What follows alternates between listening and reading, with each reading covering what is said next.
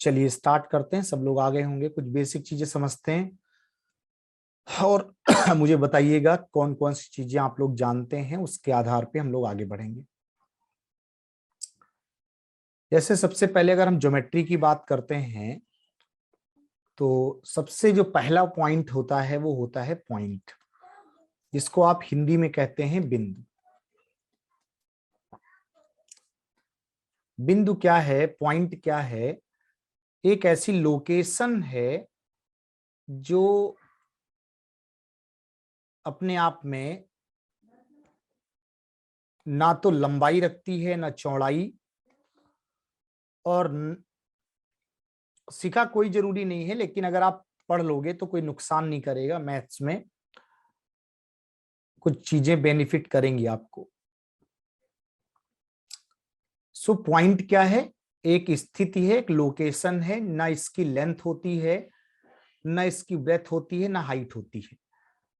कोई भी पॉइंट या बिंदु जिसकी लंबाई चौड़ाई ऊंचाई कुछ भी नहीं होती, वो पॉइंट होते हैं।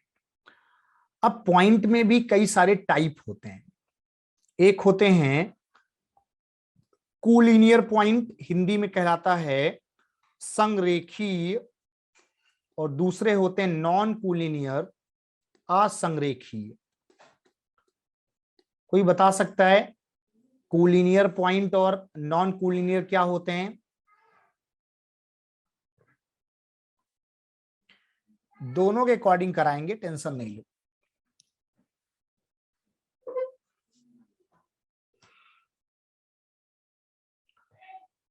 संरेखी का मतलब है एक ही लाइन पर सारे पॉइंट अगर लोकेटेड हैं, जैसे मैंने पॉइंट सारे बना दिए और वो एक ही लाइन पर हैं, इसका मतलब वो कोलिनियर है।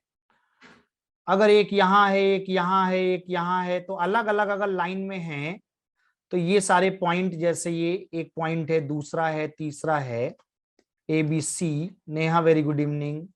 तो ये क्या है? ये नॉन कोलिनियर है, असंरेखीय है। तो जो पॉइंट एक ही रेखा पर स्थित होते हैं वो कोलिनियर कहलाते हैं, जो एक रेखा पर स्थित नहीं होते हैं वो नॉन कोलिनियर कहलाते हैं। Divyani very good evening. Subhadra good afternoon. इतनी बात समझ में आई?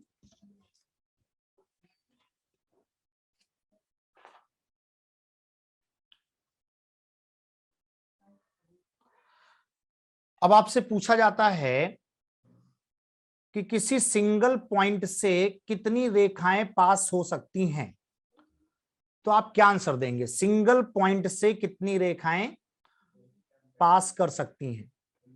बिल्कुल अनलिमिटेड, अनलिमिटेड, इनफाइनाइट, हिंदी में अनंत। तो अगर आपसे पूछा जाए कि एक बिंदु से कितनी रेखाएं पार हो सकती हैं या गुजर सकती हैं, तो एक बिंदु से अनंत रेखाएं गुजर सकती हैं।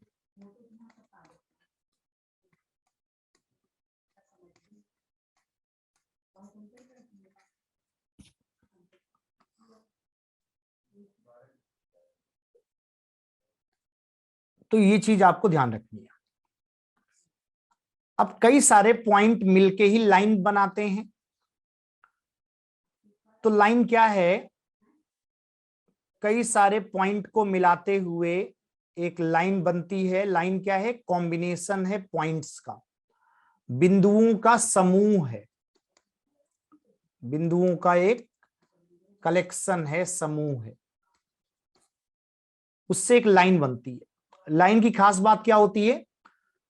इसके एंड पॉइंट नहीं होते। Line has no end point, no end point, कोई सिरे नहीं होते।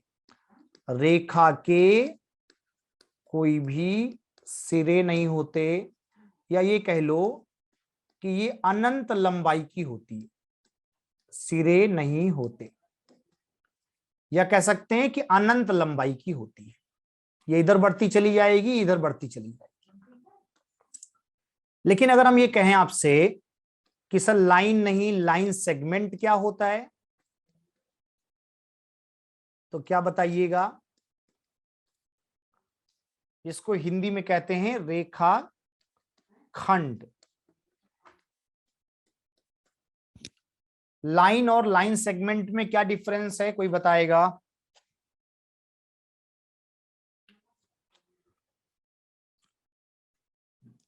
लाइन सेगमेंट लाइन का एक पार्ट है जिसके एंड पॉइंट होते हैं। लाइन इनफाइनाइट होती है बिल्कुल, बट लाइन सेगमेंट फाइनाइट होता है। लाइन सेगमेंट के दो एंड होंगे, बिल्कुल दो एंड होंगे। जैसे ए और बी मैंने लाइन में कट कर दिया, तो ये ए और बी हमारे लिए क्या हो गया, एक इस पे लाइन खींच देते हैं, तो ये बताता है लाइन सेगमेंट। ए बी एक रेखा खंड है। तो लाइन पता हो गई, लाइन सेगमेंट पता हो गया, तो एक और बात समझिए, रे क्या होती है? हिंदी में कहते हैं किरण। किरण का एक ही एंड पॉइंट होता है। रे has one and point. One and point मतलब ये कह लो कि वन एंड इसका फिक्स होता है और दूसरा एंड फिक्स नहीं होता है, वो इनफाइनाइट होता है।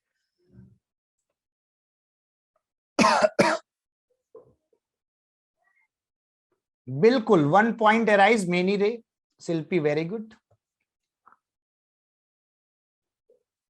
तो कभी भी अगर आपसे पूछा जाएगा रे, तो आप कहेंगे इसका वन पॉइंट फिक्स होता है, एक सिरा फिक्स है, दूसरा सिरा अनंत लंबाई तक जाता है। जैसे आपने देखा होगा कोई ए और बी हम नाम देते हैं, तो ए बी पे अगर एक ऐसे एरो बना होता है तो ये बताता है रे, और जब केवल एक लाइन बनी होती है तो वो होती है लाइन सेगमेंट। क्लियर हो गया? डॉट के साथ या डैश के साथ कहो, थोड़ा सा ऐसे बना देते हैं। तो लाइन क्लियर है, लाइन सेगमेंट क्लियर होगा और रेस क्लियर होंगी, जो कि किरण कहलाती हिंदी में। ये तीनों बातें आपको पता होनी चाहिए। अब अगर आप टाइप्स ऑफ लाइन समझें कि कितने तरीके की लाइंस होती हैं, तो बहुत सारे तरीके हैं बांटने के। पहले हम आपको एक बेसिक तरीका बताते हैं कि टाइप ऑफ लाइंस का मतलब है parallel lines and non parallel lines. Hindi में पैरेलल को कहते हैं समानांतर या समांतर रेखाएं। नॉन पैरेलल का मतलब असमांतर रेखाएं।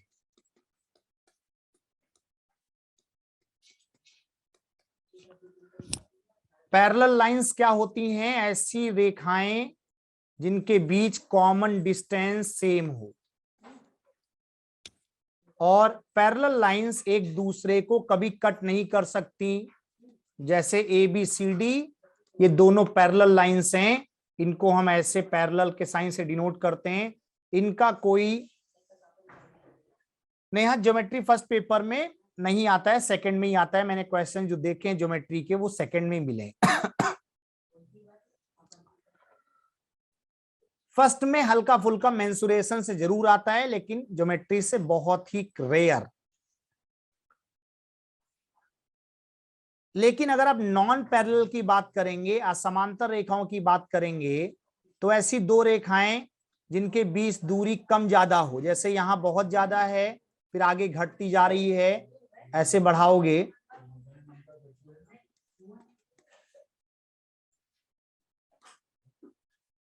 तो यहां आगे चल के ये इंटरसेक्ट कर सकती हैं।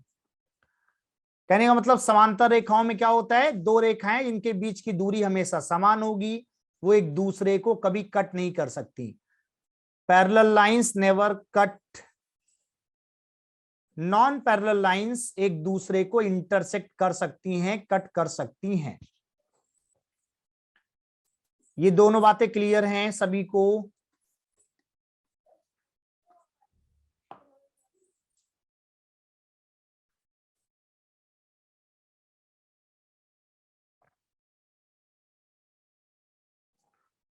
शिल्पी, नॉन पैरेलल लाइंस को इंटरसेक्टिंग लाइन कह सकते हैं। ध्यान देना, इंटरसेक्टिंग लाइन अलग चीज है, अभी समझाएंगे। इंटरसेक्टिंग लाइन का मतलब है कि आप ऐसे कह रहे हैं कि टू लाइन आपस में इंटरसेक्ट कर रही हैं तो इंटरसेक्टिंग है, और यही तो आगे इंटरसेक्टिंग पॉइंट कहलाता है। इंटरसेक्टिंग पॉइंट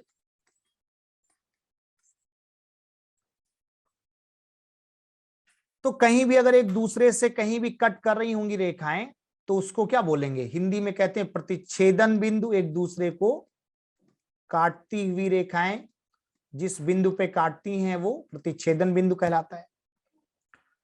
वो अभी सीखा जब हम अपोजिट एंगल जब पढ़ाएंगे तो बताएंगे ना। अभी तो बस इतना समझो कि लाइंस क्या है ना, धीरे धीरे चलेंगे सीक्वेंस में तो गड़बड़ नहीं होगा, नहीं तो फिर कुछ चीजें छूट जाएंगी। इतना क्लियर है? पहले ये बताओ, पैरेलल नॉन पैरेलल क्लियर है?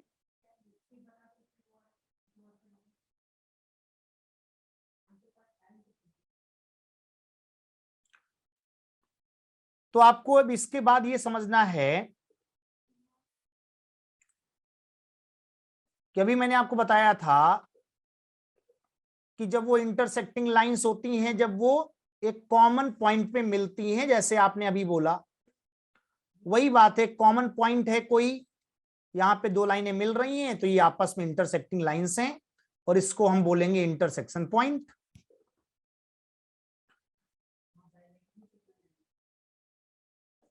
पैरेलल लाइंस कभी एक दूसरे को नहीं मिलेंगी, आपको मैंने पहले ही बताया, पैरेलल लाइंस कभी एक दूसरे को आपस में इंटरसेक्ट नहीं करेंगी। लेकिन अगर कोई भी दो पैरेलल लाइंस हैं और एक ऐसी लाइन जो दोनों पैरेलल लाइंस को अलग अलग पॉइंट पे कट करती है, इस लाइन को क्या बोलते हैं? ट्रांसवर्सल लाइन, हिंदी में छेदक रेखा, सॉरी तिर्यक रेखा।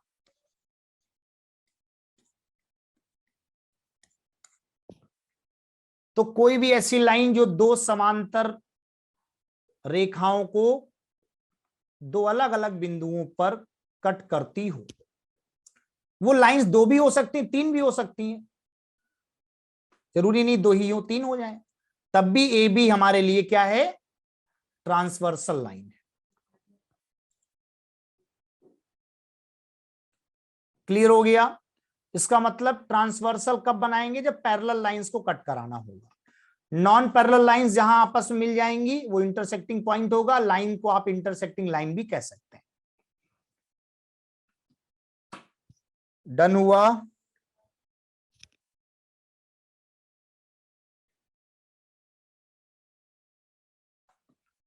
इतनी बात सभी को क्लियर है?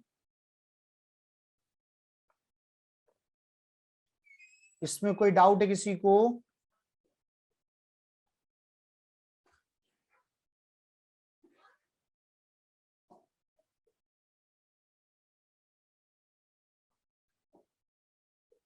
तो ट्रांसवर्सल लाइन आपको मैंने अभी बताया कि अलग अलग पॉइंट्स पे मिलेंगे।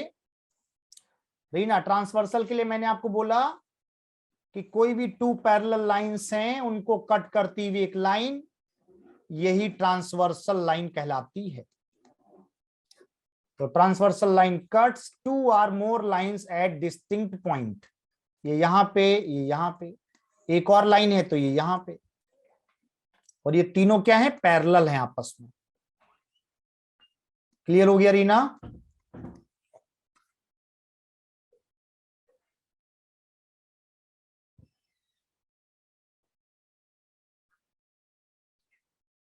अब बात आती है कि जब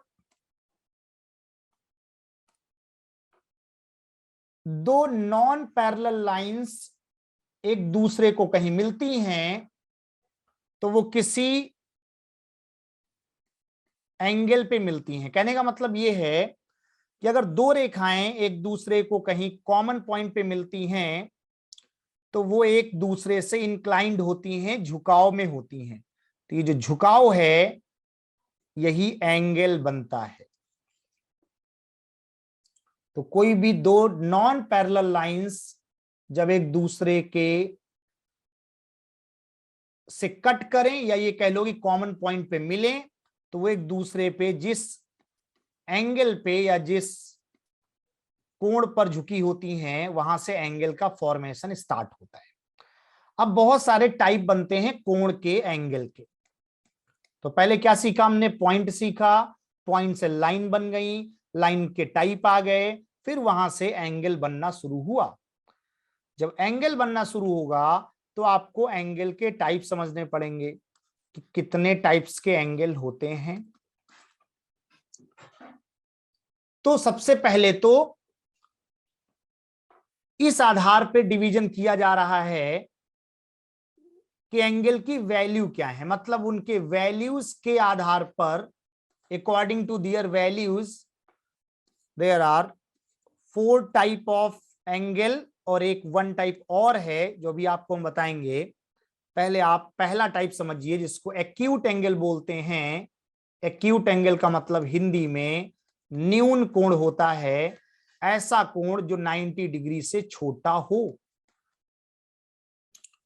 अगर 90 डिग्री से छोटा कोई कोण होगा तो वो कोण कैसा होगा? न्यून कोण होगा, एक्यूट एंगल होगा।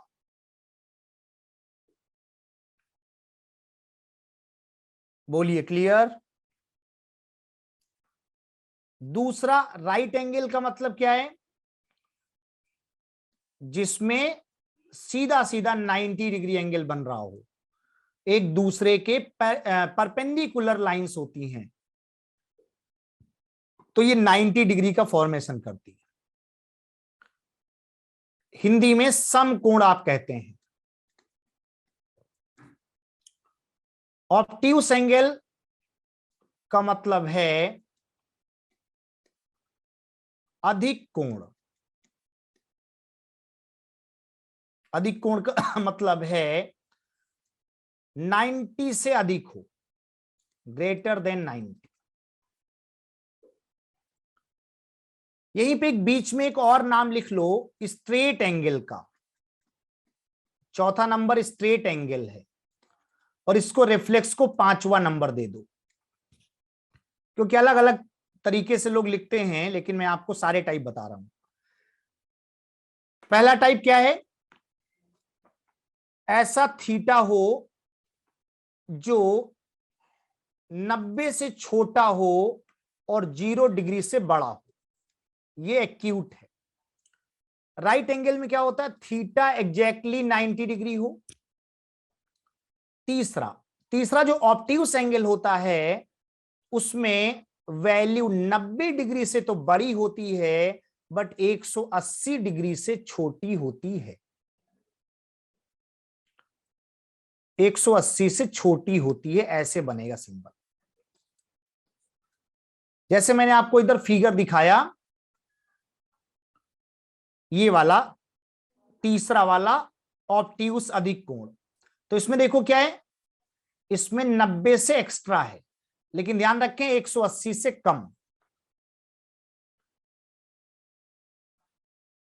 अब जो चौथा मैंने आपको एक्स्ट्रा लिख दिया वो स्ट्रेट एंगल है, इसको हिंदी में बोलते हैं सरल कोण। सरल कोण स्ट्रेट एंगल, ये क्या होगा? जिसमें थीटा सीधा सीधा 180 डिग्री हो। देखा होगा स्ट्रेट लाइन, स्ट्रेट लाइन में क्या होता है? ऐसे एंगल बन जाता है। कहने का मतलब क्या है कि ये वाली जो लाइन है अधिक कोण वाली, इस लाइन को यहां समझिएगा,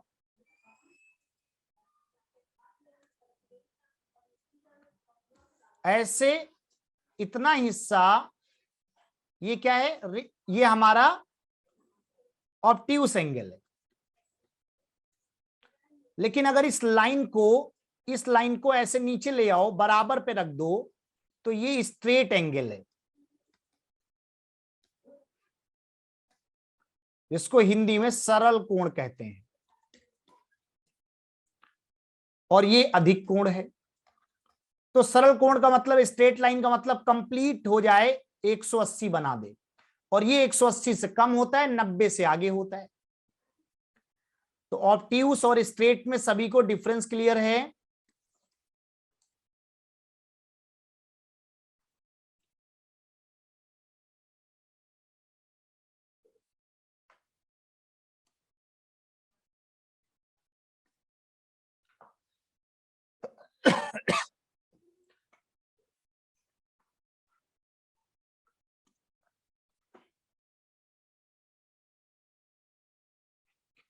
अब समझिए कि सर स्ट्रेट समझ में आ गया, आपने एक नया बता दिया। रिफ्लेक्स एंगल क्या होता है? ऑब्ट्यूस हो गया, स्ट्रेट हो गया, अब रिफ्लेक्स की बात करते हैं। ध्यान देना, रिफ्लेक्स एंगल का मतलब है हिंदी में जिसको कहते हैं वृहद कोण, वृहद कोण, इंग्लिश में रिफ्लेक्स एंगल। तो रिफ्लेक्स एंगल क्या होता है? रिफ्लेक्स एंगल ऐसे होता है, 180 से बड़ा हो जाए, 180 आपको पता है, उससे भी बड़ा। अगर आपकी थीटा की वैल्यू 180 से बड़ी हो जाए लेकिन 360 से छोटी रहे,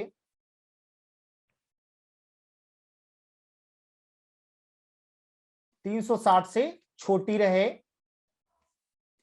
तो ये क्या है? Reflex angle. जैसे ये लिखा हो 180 से ऊपर 245 डिग्री, तो ये क्या कहलाएगा? रिफ्लेक्स कहलाएगा।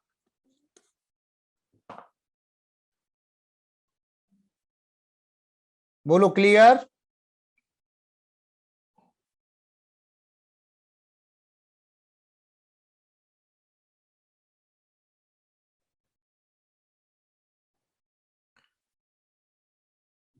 एक और टाइप है लास्ट में, कंप्लीट एंगल। एक और नाम ऐड कर लो, कंप्लीट एंगल, सबसे लास्ट। कंप्लीट एंगल का मतलब है कि एक पॉइंट से शुरू किया जाए, जैसे ये लाइन है, हमने कहा यहां से शुरू करेंगे और ये पूरा घूमकर यहीं आ जाए, इसका मतलब है ये कंप्लीट एंगल कहलाता है, जिसको हम हिंदी में पूर्ण कोण कहते हैं। और ये तब होता है जब थीटा 360 डिग्री हो जाता है। जैसे सर्कल बनाते हैं तो सर्कल में सेंट्रल पे बना हुआ कोण 360 होता है कि नहीं?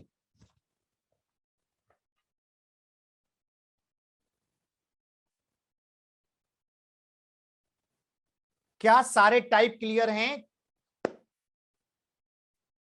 6 टाइप मैंने आपको बताए हैं। सुरभि, रिज कोण का मतलब ही होता है न्यून कोण।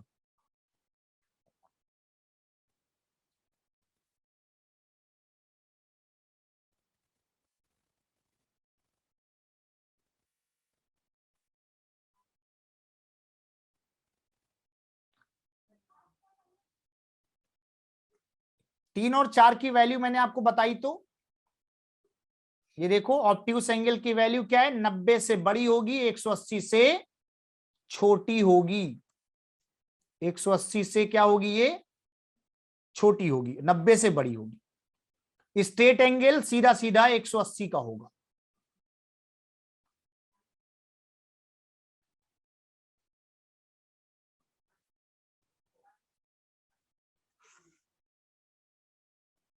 अब कुछ सवाल हम पूछेंगे, बताइएगा।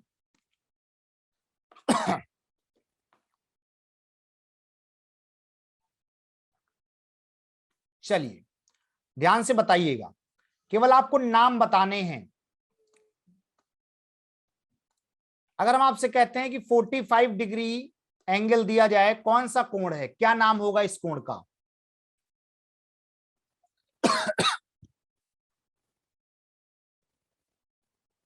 एक्यूट एंगल, न्यून कोण, बिल्कुल सही है, बहुत बढ़िया। 60 डिग्री बीसी का एग्जाम्पल है, 75 डिग्री बीसी का एग्जाम्पल है, 1 डिग्री बीसी का एग्जाम्पल है।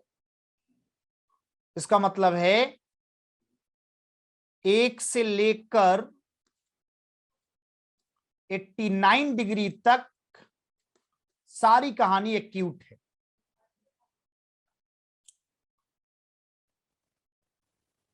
अगर आपसे कोई कहेगा 90 डिग्री, तो आपको भी पता है 90 को क्या बोलते हैं,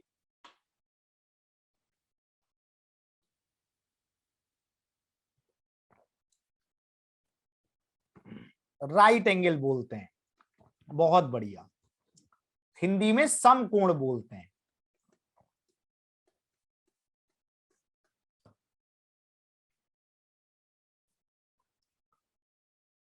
फिर बताइएगा 165 डिग्री, इसको क्या बोलेंगे,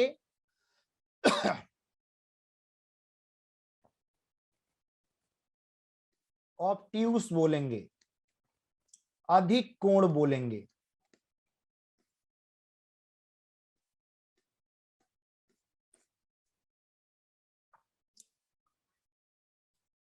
एक 179 डिग्री भी ऑब्ट्यूस है। रिफ्लेक्स नहीं बोलेंगे कनिका,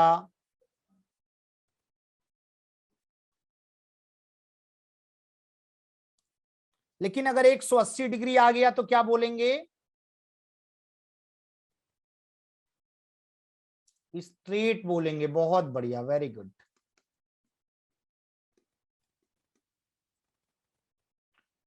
सरल कोण, सीधी रेखा में बना हुआ कोण।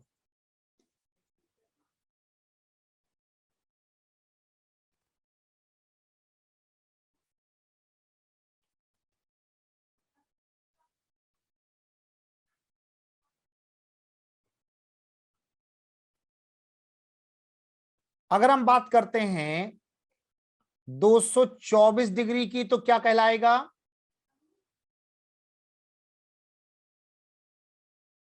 रिफ्लेक्स कहलाएगा, वृहद कोण कहलाएगा।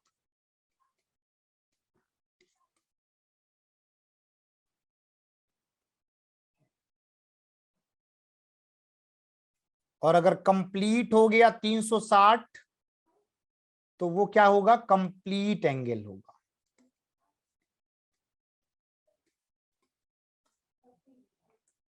संपूर्ण कोण कह सकते हैं ना, पूर्ण कोण कह सकते हैं। तो ये दिमाग में सेट हो गया कि नहीं।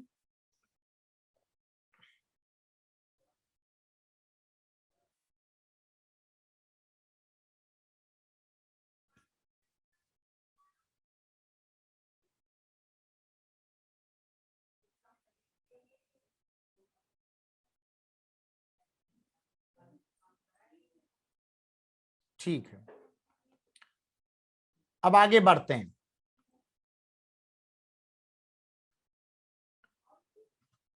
पहले ट्रिपलेट बताएं, लेकिन उसके पहले कुछ चीजें और समझनी है, ध्यान देना।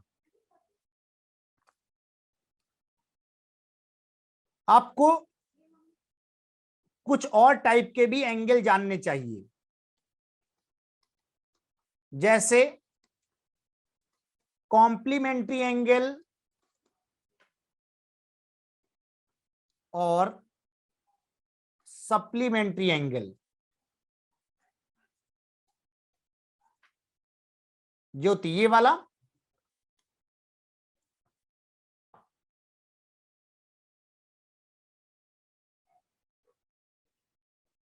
ट्रिपलेट को भी बताएंगे। इसके पीछे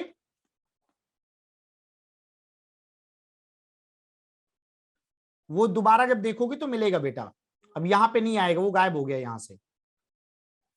वो ब्लैक कलर वाला दोबारा नहीं आएगा ऐसे, वो जब आप वीडियो देखोगी तभी आएगा। अब कॉम्प्लीमेंट्री एंगल जो होते हैं वो पूरक कोण कहलाते हैं,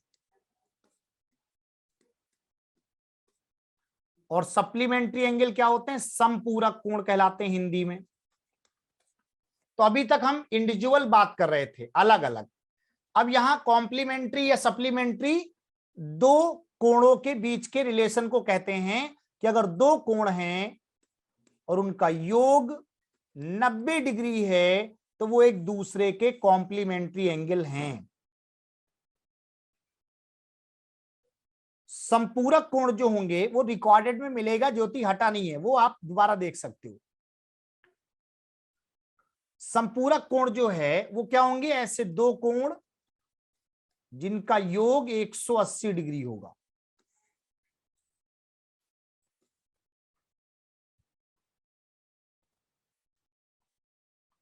तो बात याद रखें कि जब दो कोणों को मिलाया जाए और 90 बना दे तो वो एक दूसरे के पूरक कोण हैं, कॉम्प्लीमेंट्री एंगल हैं। और अगर एक दूसरे का योग 180 डिग्री है तो वो संपूरक कोण है, सप्लीमेंट्री एंगल है।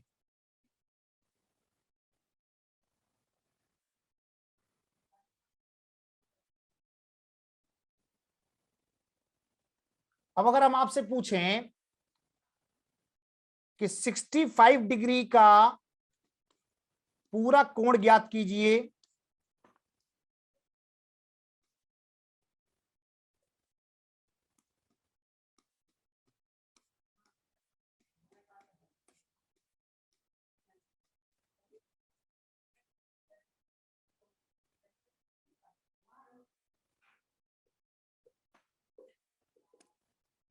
तनु मैंने आपको ये बोला कि कॉम्प्लीमेंट्री एंगल ऐसे होंगे जिनका सम 90 डिग्री होगा, सप्लीमेंट्री एंगल ऐसे होंगे जिनका सम 180 डिग्री होगा। तो अगर पूरा कोण बताना है इसका मतलब है 65 है और 90 बनाना है, तो 65 प्लस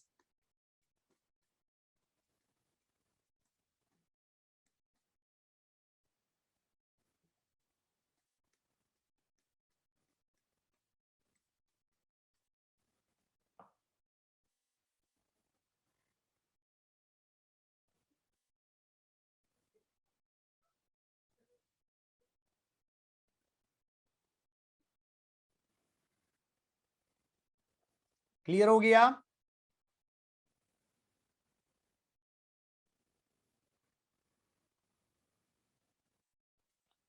अगर आपसे पूछा जाएगा 135 डिग्री का सप्लीमेंट्री एंगल तो क्या बताओगे? 135 डिग्री का सप्लीमेंट्री एंगल क्या होगा?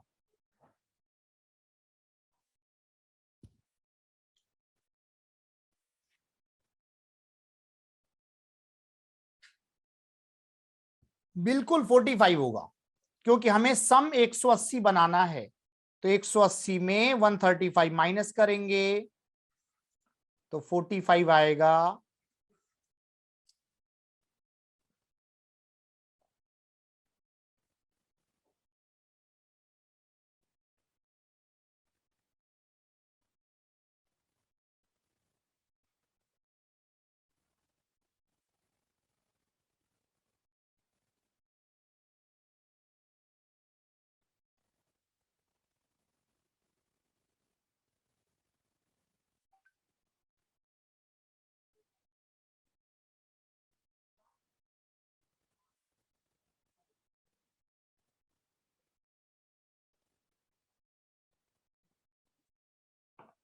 बोलो भाई, क्लियर हुआ इतना?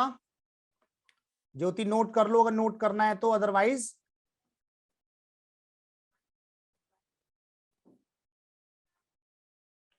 180 यहां लिखा हुआ है ना, angle A plus angle B का सम 180। हमने क्या बोला, दो ऐसे एंगल जिनका सम 180 होता है वो समपूरक कहलाते हैं। तो 180 में से इसको घटा दोगे तो 45 बचेगा।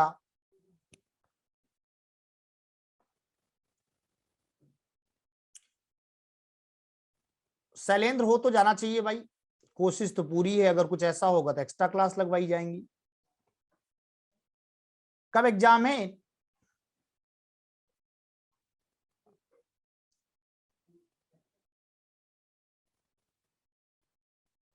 हाँ तो हो जाएगा 28 नवंबर से पहले, मैथ्स का तो ओके ही हो जाएगा।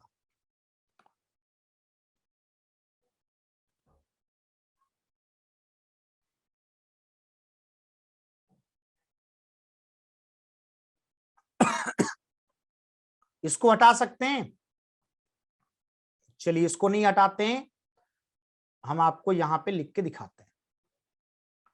बिल्कुल 65 प्लस बी रहेगा तनु, और उसकी वैल्यू 180 रख देंगे बराबर में।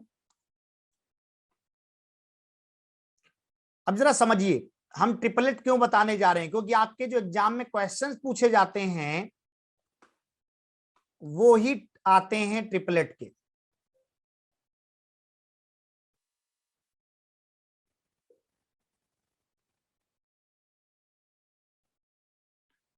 शैलेंद्रो के तो कोई बात नहीं, बाकी के लिए भी कहा जाएगा अगर ऐसा कुछ होगा तो ट्रिपलेट का मतलब है जब राइट एंगल ट्रायंगल बनता है तो वहां एक पाइथागोरस थ्योरम लगती है जो कहती है कि बेस और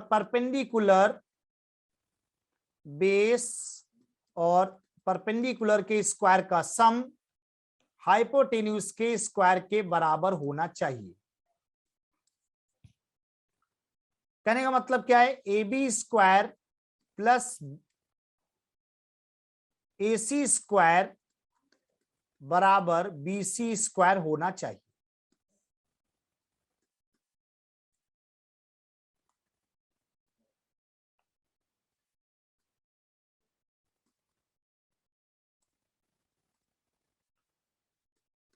ये बात सबको पता है कि नहीं, कि अगर कोई ट्रायंगल 90 डिग्री का बनेगा तो वहां पे आपको ये शर्त लगानी होती है, और इस शर्त को जो नंबर सेटिस्फाई करते हैं वही ट्रिपलेट कहलाते हैं। किसी ने कहा था इसकी हिंदी सर बता दीजिए, तो हिंदी में त्रिक लिखा रहता है।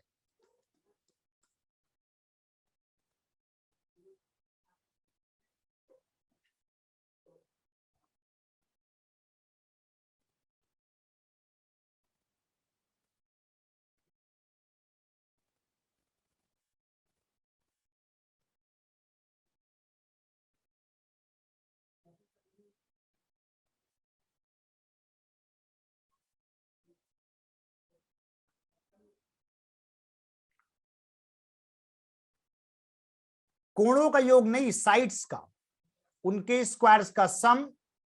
जैसे अगर हम आपसे कहें कि एक राइट एंगल ट्रायंगल बनाना है तो हमने साइड आपको दे दी 3, 4, तो फिर यहां क्या आएगा, 5 आएगा।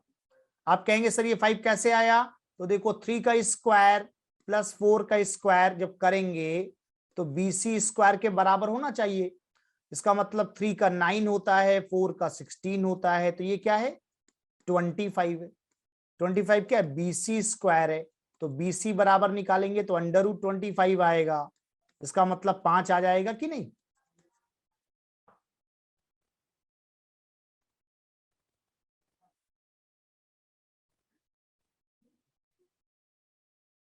नोट कर लीजिए सारे लोग। तो एक बात ये हो गई कि एक ट्रिपलेट आपको मिल गया, 3 square plus 4 square is equal to 5 square. अगर इसका डबल कर देते हैं, 6 square plus 8 square plus is equal to 10 square, तो ये भी लागू होगा, ये भी राइट एंगल ट्रायंगल बनाएगा, ट्रिपलेट बनेगा।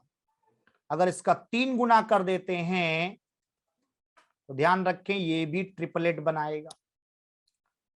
अगर इसका 4 गुना कर देते हैं तो ध्यान रखें ये 16 है, तो ये 5 को 20 स्क्वायर बनाएगा। अगर 3 का 5 गुना 15 स्क्वायर करते हैं, 4 का 5 गुना 20 स्क्वायर करते हैं, तो 5 का 5 गुना 25 स्क्वायर भी हो जाएगा। इसका मतलब है इसी तरीके अगर आपको बेसिक वाला 3, 4, 5 पता है तो इसके जितने गुना की आप बात करोगे उन सब में वो बात लागू होगी। और ये सारे ट्रिपलेट आपको याद भी रखने चाहिए।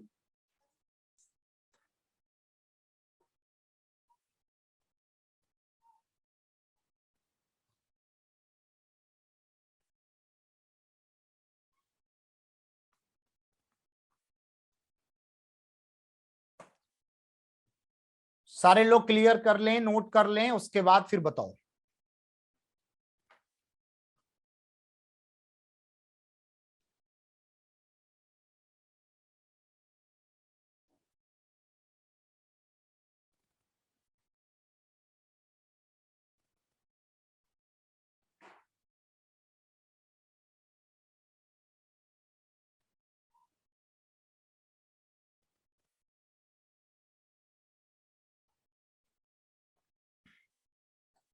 सुभद्रा क्या बताना है एक बार ये बताओ। मैंने आपको बोला कि कोई भी राइट एंगल ट्राइंगल अगर बनता है तो उसका बेस स्क्वायर, आधार का वर्ग, परपेंडिकुलर स्क्वायर,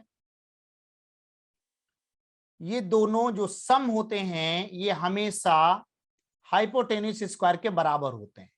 तो आपको ऐसी वैल्यू लेनी है जो इस कंडीशन को सेटिस्फाई करती होंगी, जो पाइथागोरस थ्योरम को, बिल्कुल पाइथागोरस प्रमेय लगाना है सुभद्रा। तो पाइथागोरस को जो फॉलो करेंगी वो ट्रिपलेट को बनाएंगी। तो आधार का वर्ग प्लस लंब का वर्ग बराबर कर्ण के वर्ग के अगर हो जाएगा, इसका मतलब ये ओके है।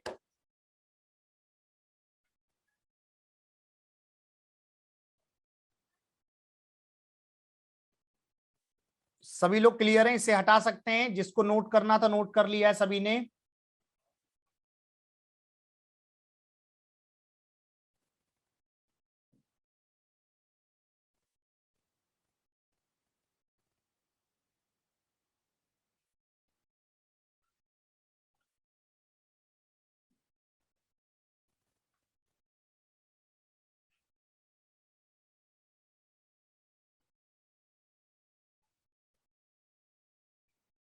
लेफ्ट साइड वाला मैंने आपको बोला कि देखो 3 4 5 तो आप जानते ही हो ना, उसका डबल कर लो तो सब जगह डबल कर लो, ये भी आ जाएगा।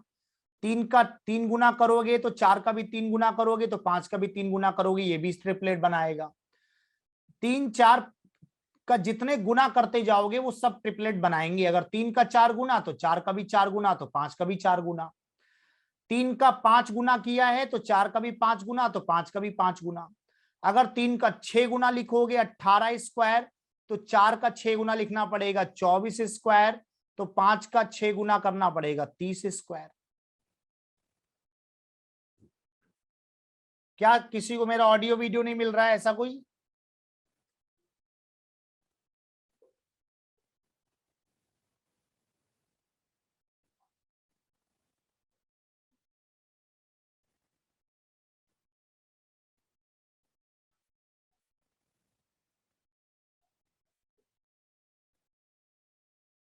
तो सारी चीजें क्लियर हैं, आगे बढ़ें।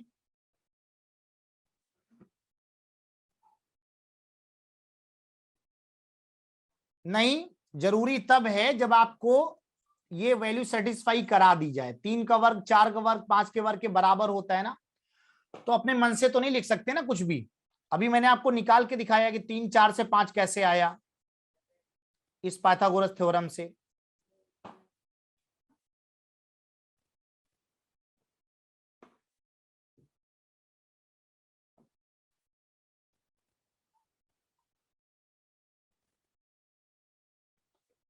चलिए फिर आगे बढ़ते हैं, कुछ सवाल आपको दिखाते हैं जो एग्जाम में पूछे गए हैं। बताइए कौन सा इनमें से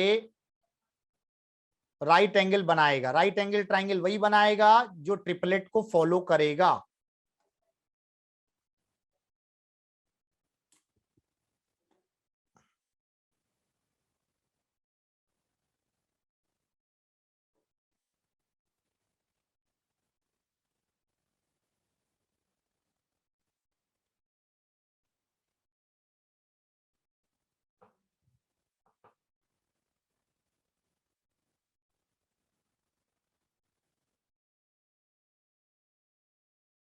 उसके लिए शिल्पी लेट करना होता है, अभी बता देंगे उसका फार्मूला।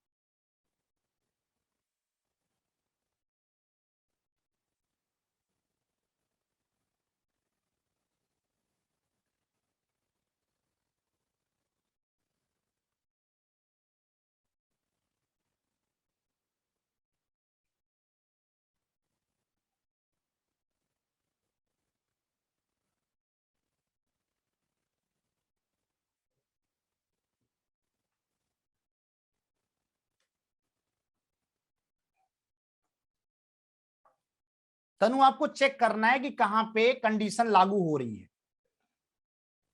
ट्रिपलेट की कंडीशन मैंने आपको क्या बताई कि राइट एंगल ट्राइंगल तब बनता है जब पाइथागोरस थ्योरम बनती है, और पाइथागोरस थ्योरम तब लगती है जब ट्रिपलेट लागू होता है। ट्रिपलेट का मतलब होता है कि ए बी का स्क्वायर ए सी का स्क्वायर इन दोनों के स्क्वायर का सम बीसी के स्क्वायर के बराबर हो। अगर यहां दो छोटी भुजाएं 20 और 22 हैं तो 20 का होता है 400, 22 का होता है 484 और 24 का होता है 576। तो ये तो कभी जोड़ने पे इतना नहीं होगा, बहुत आगे निकल जाएगा, पहला बेकार है। 15 का लेंगे तो 225, 32 का लेंगे 1024, 37 का होता है 1369, 5 4 9 मैच ही नहीं कर रहा है, नहीं मैच कर रहा है। 2 2 4 ये नहीं मैच कर रहा है, इसका मतलब ही गलत हो गया।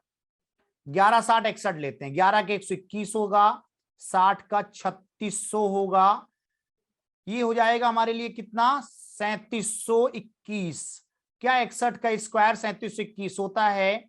अगर 50 के बेस से लगाएंगे तो 11 121 होता है, 25 11 36 1 37, बिल्कुल सही है, ओनली थर्ड। ये पूछा गया सवाल है आपके सीटेट एग्जाम में।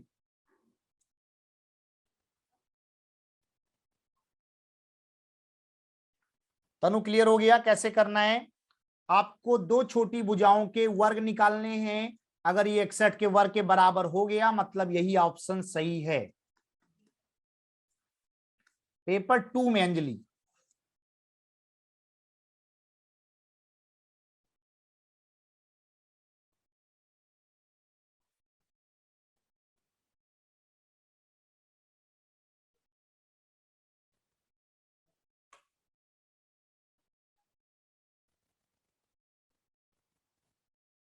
आगे बढ़ सकते हैं? क्लियर है सभी का इतना? एक और चेक करके बताना। Which of the following is not a Pythagorean triplet? कौन सा पाइथागोरस त्रिक नहीं है? अंजलि फर्स्ट में नहीं आते हैं।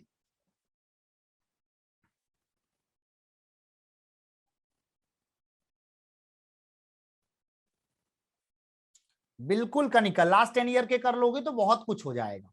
ये तो मैंने आपको बहुत बार बोला है, प्रीवियस ईयर जरूर सॉल्व करो।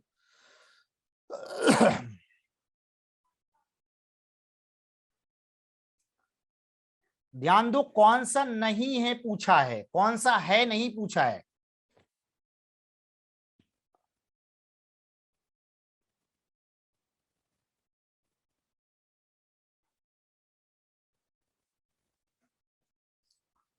सात का 49, 24 का 576, 25 का होता है 625, मिला दिया 625 हो गया, मतलब ये ट्रिपलेट है। 8 वाला तो हमेशा याद ही रखो होता ही है, 8 का 64, 15 का 225, 17 का 289, मैच हो रहा है दोनों का सम स्क्वायर करने के बाद। ओके ये भी है। 11 121 होगा, 60 का 3600 होगा, ये 3721 आ जाएगा, और 63 का स्क्वायर करोगे तो देखो इकाई में 9 आएगा, 63 का स्क्वायर में इकाई में 9 आएगा, यहां 1 है, इसका मतलब यही ऑप्शन ओके। सी ट्रिपलेट नहीं है, इसका मतलब सही ऑप्शन तीसरा है। क्या ये बात समझ आ रही सभी को?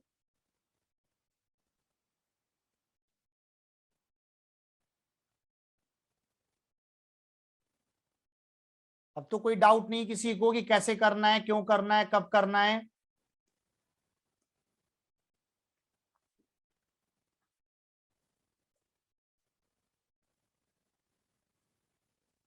इसमें भी क्या लिखा हुआ है? हो सकती हैं, समकोण त्रिभुज की भुजाएं हो सकती हैं, इसका मतलब वही ट्रिपलेट बताना है कौन सा है।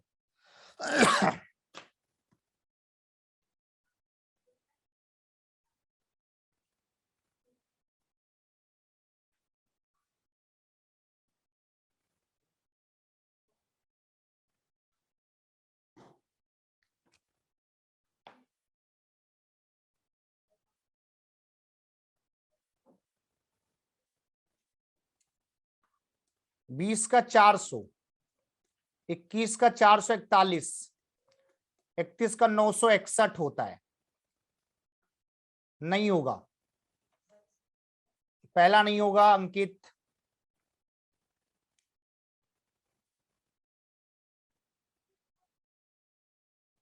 पैंतीस के लिए 12 25 77 7 सत्ते 49, अगर इकाई से ही देखें तो 88 64, यहां से 4 आएगा, 9 5 14, ये हो सकता है, अभी पॉसिबिलिटी है। 15 का 225, 32 का 1024, 7 का 49, यहां भी पॉसिबिलिटी है। 57 का होता है, ये आसानी से चेक हो जाएगा, 7 का 49, 25 7 32 49 होता है। 15 का 225, ऑप्शन थर्ड कैसे सही होगा भाई? कुछ लोग कह रहे हैं ऑप्शन थर्ड सही है, कैसे सही है चेक करो। 57 लिखा हुआ है, 1024 225 कभी 32 49 होगा क्या? नहीं, गलत हो गया। 65 वाला देखो, 65 का होता है, स्क्वायर करेंगे 65 का तो 6 सत्ते 42 और ये 25 प्लस 72 वाले में इकाई में 4 आएगा, यहां भी 9 है, और 7 सत्ते 49, यहां भी 9 है। इसका मतलब आपको पहला और चौथे में ही कोई दूसरा और चौथे में हो सकता है, तो एक चेक कर लेते हैं पहले, दूसरा चेक कर लें। दूसरा देखो 77, 77 का होता है हमारे लिए स्क्वायर ये हमारे लिए 23 कम है 100 से, तो 23 का 529 होता है, 29 लिखेंगे, 5 हासिल होगा। 77 में 23 घटाएंगे तो 7 में 3 गया 4, 7 में 2 गया 5, 54 5 59, जोड़ेंगे तो 88 स्क्वायर होना चाहिए। 88 का मतलब 12 कम है 144, 4 ये हो जाएगा, एक हासिल, 88 12 76 1 77, और ये हो जाएगा 9 5 14 2 2 4 1 5 59 12, ये भी नहीं होगा, सेकंड नहीं होगा, फोर्थ होगा। जब फर्स्ट हुआ नहीं, सेकंड हुआ नहीं, थर्ड हुआ नहीं, तो फोर्थ ही बचा। तो एक बात आपने ध्यान दी, मैंने पूरा सॉल्व नहीं किया, यूनिट वाले से मैच कराया, तो 2 आंसर तो यूनिट से ही खत्म हो गए। बोलो, इतनी बात समझ आ रही है क्या कि इकाई अंक वाले से ही 2 ऑप्शन खत्म हो गए थे, केवल 2 बचे थे जिसमें एक को ट्राई करना किया मैंने।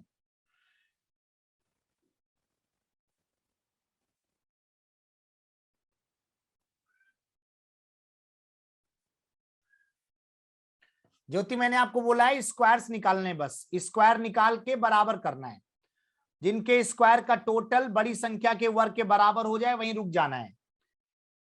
जब आपको ऐसा लगे कि सर ये थोड़ा सा मुश्किल है, तो यूनिट का प्रोसेस देख लो अहमद, 20 का 400, 21 का 441, 31 का 961, यहां से यूनिट मैच हो रहा है आप कह सकते हैं, लेकिन नंबर छोटे हैं तो जोड़ने पे नहीं आ रहा, गलत हो गया।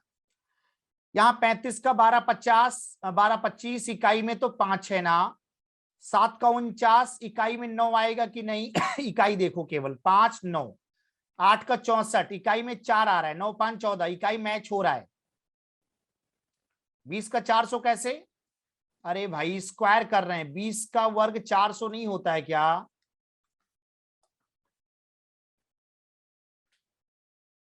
रीना 40 50 तक याद कर लेते हो तो बेस मेथड फिर काम आ जाता है आगे। मैंने बहुत बार स्क्वायर की ट्रिक्स पढ़ाई हैं, आप यूट्यूब पे सर्च करके देख लेना।